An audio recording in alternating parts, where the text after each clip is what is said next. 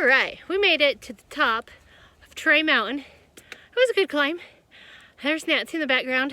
If I lift up, there's Walmart right over there.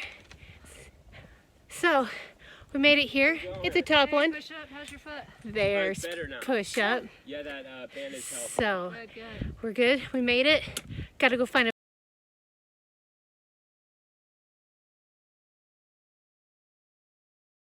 Is that better? I think. At least your head's in. Your Okay. shoulders are about mid-camera. Okay. My head's Don't edit this out. Don't. I'm gonna edit this out. Alrighty. It's a little chilly. I have my headband on. Okay, so we did not do a recap from yesterday. Yesterday was kind of a. We had to change of plans yesterday. So we started yesterday at 7 in the morning at Low Gap Shelter. And our goal that day was to get to Trey Mountain Shelter. We had some climbs, and it was going to be a 15-mile day. Stormy. We knew it was going to storm. We knew it was going to storm, and we want to kind of beat the storm out. And so we kind of hightailed it. We made it 9 miles. 9.6. Yep, 9.6. We still had 5.7 miles to go at lunchtime, and made it to Unicoi Gap. And at Unicoi Gap, it was noon, and we stopped, and it started sprinkling and raining and turning cold. So at that point, we're like, change of plans, because we were going to come in on Saturday night for Sunday for Mother's Day into Hiawassee, and we decided, you know what, we're going to go into Hiawassee tonight. Cold storm. It's supposed to be super cold up on the mountain. It was supposed to be 32 down in the valley, which meant up on top of Trey was going to be chilly. So we called a shuttle, and Grace, she's excellent, and we went down to Lost on Purpose Hostel. And we met the nicest people. I mean, Southern hospitality was perfect. It was $40, and that included dinner, breakfast. It included a towel. It included shower clothes, laundry. They weren't really shower clothes. They were sleeping clothes. Flannel. Yeah, they were clothes that you can wear while your clothes were getting washed. Yeah. They were laundry clothes, but they were like your winter flannel pants that you get at Christmas time. They were really, really nice, and big t-shirts and big like soft socks, and it was so nice just to hang out in those clothes for the night while our laundry was getting done. It included, oh my goodness, and it included a bed, which for us was the couch, because they usually only have 4 people, but they took in 6 people because the storm people were kind of coming in. We had Walmart there, and we had Push Up there, and then we met Speedy and Blue. And Speedy and Blue are about 2 days ahead of us, and they're with another group. I'm not sure where their other people were at, but they were meeting up with a couple other people, and they were going to Dix Creek this morning. They were shuttling to Dix Creek. Grace was able to shuttle us into town. We did a resupply, since we weren't planning on doing a resupply in Hiawassee at this time. So we grabbed just a couple of meals to get us on to Franklin. But yeah, it was super, super good. Great people. Blue she's got some great goals ahead of her and what she wants to do, and just really enjoyed the night and the company. It was dry. It was dry. It was all you could eat, drink. Like, they had apple juice, Sprite, and Dr. Pepper in the fridge, and I haven't had a Dr. Pepper in like year and a half. Oh, they also had beer. No, that was the beer was. Did Blue and Speedy? Blue and Speedy brought the beer when they did their resupply and did the Mexican food, because they were the only ones drinking the beer. That's true. But yeah, so it was great. We had a lot of fun. Good conversation. Slept well. We had some good sleeping, and then got up this morning, went to go to the Outfitters, and had told Grace that what we wanted to do, and she had forgotten to call the Outfitter to tell them we were coming in early, because I need a sleeping bag, because it's supposed to get super chilly. So we missed that, but then we got Walmart and Push Up and headed back to the trail this morning. So recap from yesterday, Yeah. pretty good. Yeah. So we pounded out before till lunch. We pounded out 9.3 miles. So we did pretty good yesterday. We're doing good today. Our goal is Deep Gap Shelter, and so we'll do a recap tonight We hope. of that if I can remember to do that. But yeah, it's really, really good. Today is, let's see, day 7. So that was a recap for day 6. So here we go.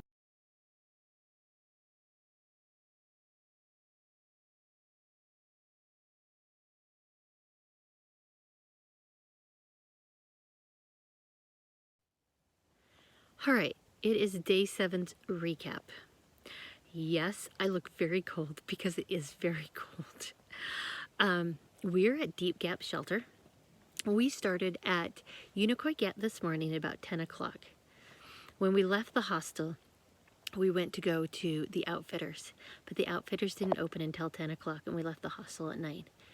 I wanted to go to the Outfitters to get me a sleeping bag because I'm in a 45-degree sleeping bag with a down little blanket that we got at Costco and a sleeping bag liner. So, you know, I'm getting there, but I still get chilled at night when it's really cold. And tonight is just super cold.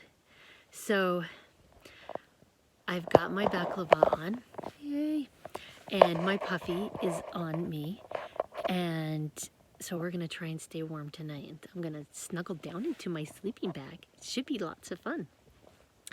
So anyway, so today's hike, we went up and over Tray Mountain, Kelly Knob, and it was pretty good, but it was a long hike. We did over 13 miles today, and my knee is just, it's great going up the hills. It's great normal, but going down the hills, it's good for a bit, but then I tweak it some way, and that pain over the top of my knee, and maybe just a little to the inside, just hurts.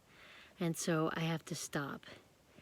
It was one of those days where there was a lot of prayers that I said, a lot of prayers that Nancy said, and a lot of feeling my mom around me, helping me along.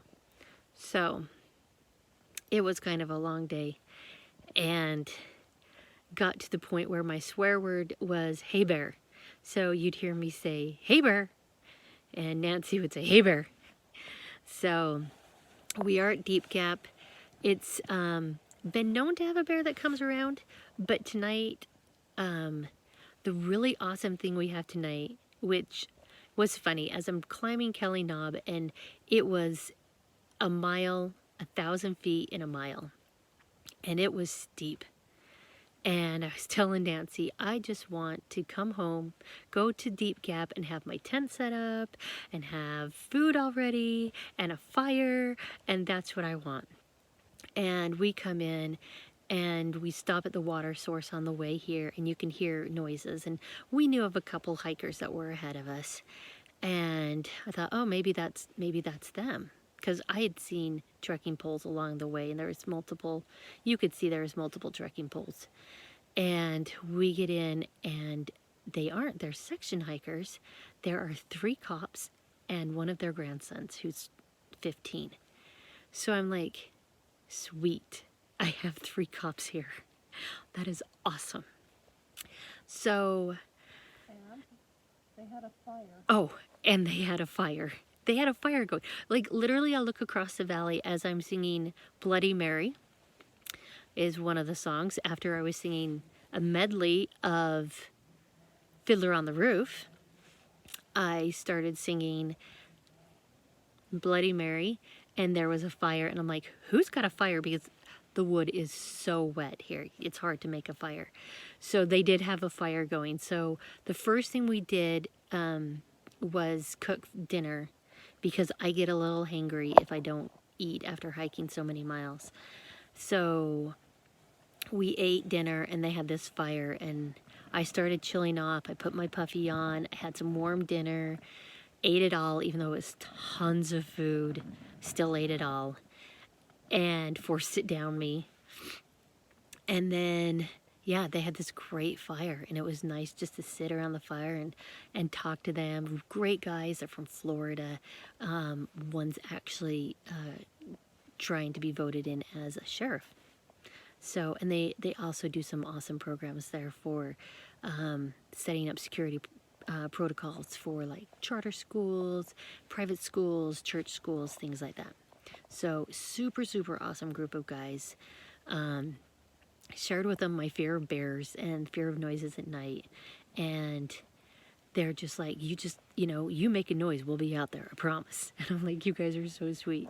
They did offer me the upper balcony area of the shelter, but this shelter is very well known for mice, and I'm not sure I want them running on top of me. Apparently they don't bite, but they will like run on top of me, and that just doesn't sound fun. So I'm in the tent. We're not far from the shelter. I can hear their voices, and I'll just have to remember that their snoring is not bears, it's just snoring. So, and I just may, keep my headlight with me, and I can turn it on and look around, and that will scare a bear away too if I hear anything. So usually about 12 o'clock, 1 o'clock in the morning, I settle in and I'm good. And I usually can sleep till about 6. So, but that was today's day. It was a lot of, it was full of a lot of prayers. And for, with my knee. And oddly enough, coming in was a downhill. It was a nice gradual downhill off of Kelly Knob. It was a nice gradual into the shelter, and I wasn't feeling any pain. So that was good. Hoping to find a video on how to tape it up, but that's our recap for today. It is day 8, and at the moment we're at Bull Gap. So we're gonna try and bellow like a bull. Bellow like a bull. Ooh! This is just pretty. It's super green. There's a spring right up there. We're coming down into this valley through the rhododendrons. It's just super, super pretty. You can see up top. My hands are sweaty, so the phone's slipping. Yeah, super. Alrighty. It's a quick shelter review. What we have here. Over there is a bear box. You can see the box there. Then we have a fire pit. We have our cute little privy sign is right here. It says privy. And down the trail is the privy, and it's back in there. You can see the privy. I took a picture of it. I'll insert that in. This is Plum Orchard Shelter. It is an unusual shelter because it has 3 tiers. We've been in 2 tiers before, but not in a 3 tier. So you kind of have to use the picnic table to get up. So here's the first tier. And you can fit a fair amount of people in this. And then there's the stairs. They go up, and there's been a lot of crap left here. And here's the second tier. And then right up over here is the 3rd tier. We might be hitting that tier tonight due to the fact that it's going to be a cold night and it will be warmer up there. So that's the basicness of a shelter. We have information. We have the tube that holds the register that we signed, lets people know who's been here. We kind of follow other people. Kind of an information area, and then people just kind of leave their crap here. So that's what we've got. Pretty nice. Pretty cool. Okay, so some people wonder about how we do water out here, and what I have is called a Sawyer squeeze, and a lot of the hikers have this. It's a filtration system. Nancy has a different one. So I go and I use a CNOC bag, and we fill it up in the pipe springs and things like that. But then I have to filter it out for all the unwanted things like giardia and all the floaters and things like that. So what I do is I screw it on, and I didn't even know this when I bought this. I had to learn how to do it off of YouTube. And then I have 2 bottles. I have a Smart Water bottle, and I have a Gatorade bottle. I like the wide mouth on the Gatorade bottle. And you just kind of go like this and you squeeze it out. And that's all it is it filters all the water, and you can squeeze it to have it go through, but it's so super easy. Nancy's is like a little wand type thing, and it's called a steri pen, and it emits like a certain light or something in it that kills off the bacteria in the water. And so she just has to stick it in and push a little button and the light goes on, and then when it goes long enough the light goes off, and then it's safe. It doesn't filter out all the floaters, but that's okay. It's not bad, but it makes it safe enough so she doesn't get sick. So when this is done, and my Gatorade bottle I use for my flavored stuff. So my mayo, my Carnation Instant Breakfast, everything that's flavored goes into this bottle. So you just pull it out, and that one's done. Now, my Smart Water is only for water. I only put water in the Smart Water bottle. And we use the Smart Water bottle because it can do back flushing. So it's got the little sport top here on the top, and I'll show you in a minute. But the Sawyer squeeze has, to clean out the filter, you have to back flush it. So that means to push water back where it was coming from. So as soon as we get this one filled, I'll show you how it gets done. But that also it's super easy. I was kind of worried that it'd be harder, but it's really not. So we're gonna squeeze out this water. We got this from a pipe spring that's just below us, about 0.1 mile. It's really thought, we kind of think about places as well as how far is the shelter off of the trail and the water source, because neither one of those do you really want to be too far. Because you're already doing so many miles, you don't want to add up those miles also. So these will be all set for the morning, because we're getting ready to go to bed soon. It's like 7 o'clock. It's time for bed. We're hoping it's going to be 38 tonight, so it's going to be a little chilly night. Alrighty, so this one's done, and screw the lids back on. And then I'm going to take this here, take it off, put the cap on it, take it out. I'm doing a video on filtration. Awesome, because I have time. Close up my bag. And then right here, there's a little opening here that fits right into the Sawyer squeeze from here to here. And you just kind of squeeze it out, and it back flushes it just perfect. Now, because it's gonna be so cold,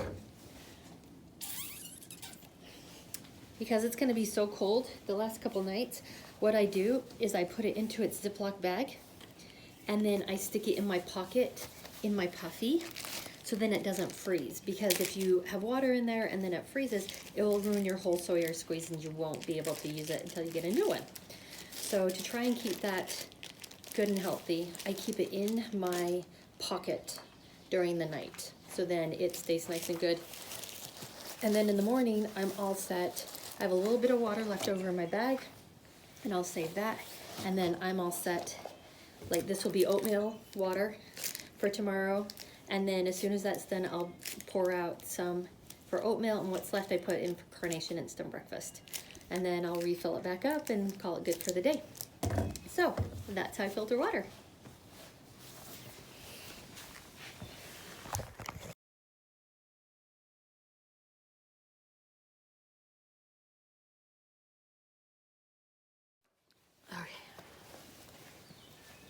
headband on.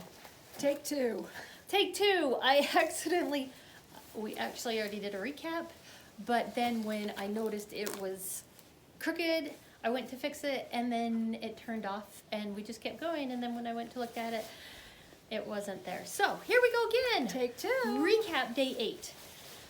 This morning we woke up at Deep Gap Shelter, and we had a very cold night. It was very, very chilly. Clear and cold. There was a nice moon out, but my feet never warmed up. They started ice cold and they ended ice cold. So it was a very chilly, chilly night last night. But eventful. So the 3 officers and the grandson that were staying at that shelter, which was a blessing. I loved having them there. They were Yep. great energy, Conversation. Yeah. Great group of big guys. They really were. And they said that they would keep me safe from the bears. And they did, actually.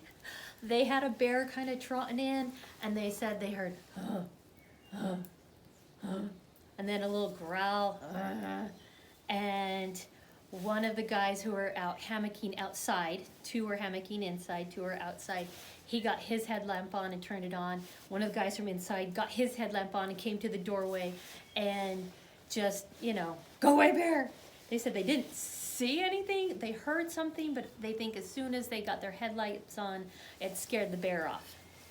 So I've been told that they're just skittish bears. They just want your food. They don't want you. And you'll probably see their backside before you see their front side. Yep. I missed the whole thing. I slept through it all. So, but the officer said, they're like, I don't know. It was only like 85% sure. We don't know for sure. I'm pretty sure it was a bear. So they were awesome. We packed up and left them and headed down to, Dix Creek Gap, had a snack there, aired out the feet, and then climbed up And down. and down and back up and down. We had a long lunch, talked to Kyle for a bit Yeah, during lunch. My son. We took off shoes and socks and let our feet air out again, which was good. I've got some blisters that it's always good to take off the shoes and socks and let them just air out and dry. We did 8.1 miles today to Plum Orchard Gap Shelter. And we got here about 4 o'clock. Nancy Yeah. started a fabulous fire. It's so nice and warm. It's kind of chilly. We're on the back side of the mountain. So the sun's already gone down. It went down about 7 o'clock, right before 7 o'clock. But it's not going to get dark for a while, just because we're on the back side of the mountain here. But it is just a little bit chilly. So tonight it's supposed to be 38 degrees. So we're going to this is a 3-tiered shelter. It's a unique shelter. We're going to take the 3rd tier, hoping that we will be warmer up there. And hopefully the mice won't find us too much up there. Fingers crossed. So yeah, that's where we're at for day 8. It was a good day. We had wildflowers on the trail. Forget-me-nots have been out for a couple days. Yep. So that reminds us of our mama, who loves All wildflowers. wildflowers. So we know she's with us hiking. We love her. So that's been our day. It's been a good day. Day 8. Day 8. Here we Looking go. forward to day 9. We passed the North Carolina border. Tomorrow.